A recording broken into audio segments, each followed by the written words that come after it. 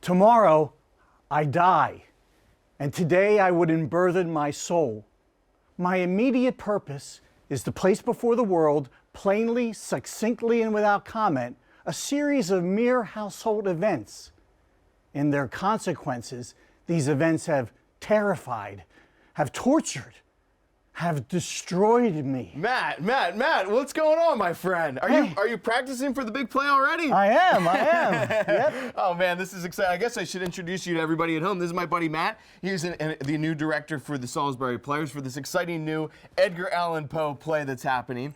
And I guess everybody at home kind of got to see a little taste of what to expect at this exciting new show, right? Yes, that was a bit from The Black Cat by Edgar Allan Poe. It's one of his darker tales.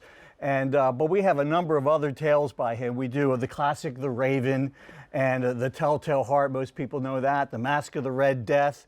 And a couple that some people might not be familiar with, like The Imp of the Perverse and a few of his other poems, The Bells, for instance. Sure. What first got you interested in Edgar Allan Poe and his stories? Well, I was a teacher for 35 years, so I taught American literature, and so Poe was certainly one of those people and one of those writers.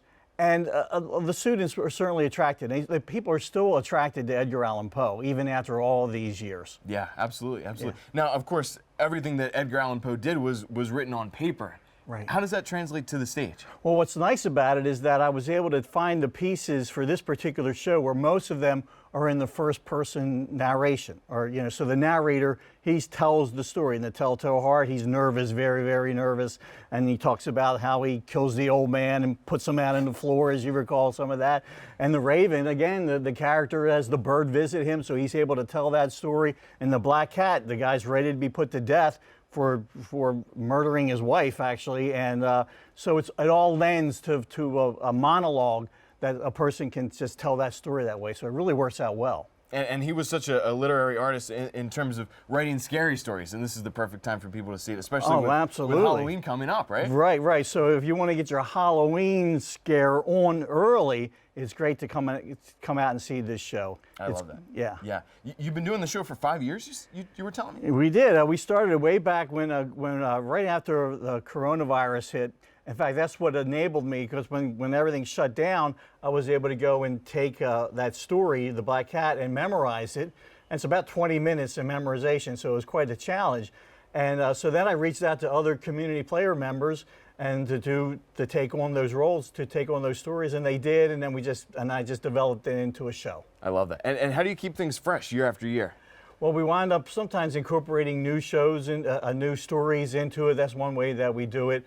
And but we also have, for instance, we're doing it at the Community Players Theater, which is going to be this Friday. And so just having different venues also is a nice way to do it. Sure. What was the most challenging thing for you to really bring these stories to life and these poems to life? Well, I think, once you memorize a particular piece, it's then to take that and then to have it so naturally to come out and to be able to then use your gestures, use your voice, get the timing down, all of those kinds of things that enable it to be a good story, so that the audience is captivated by it. And I really believe that if you come see this show, you will be captivated. Absolutely. What do you hope, long after the final curtain, draws, what do you hope audiences take away from the show? Well, I hope that people still can appreciate Edgar Allan Poe.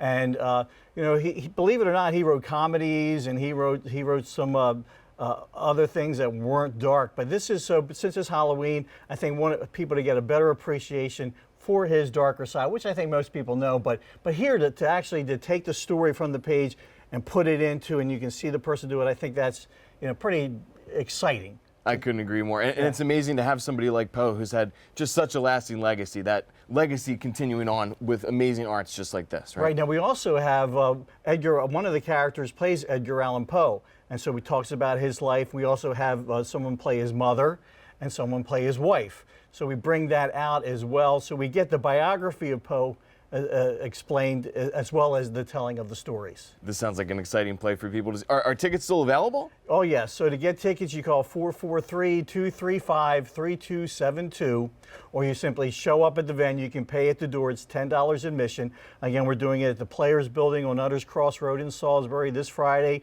and then this Saturday we will be somewhere. We'll be at the Brick Room in downtown. That's at 7:30. The following week, it's Friday. It's going to be at the Groove in Del Mar. So you can actually go and have dinner at the Groove first and have a little dinner theater and come see the show. And then we wrap it up at Poplar Hill Mansion, which is known for being haunted. Yes. If you didn't know that. And so we do have, it's limited space, so I would encourage people to call ahead, but or just show up, either one, but it's a great fundraiser for the community players, and we just love doing it. Absolutely, I couldn't agree more. Such a great way to get into the holiday spirit. Matt Bogdan with the Community Players of Salisbury, we appreciate you so much. Thank you so thank you for much. being here.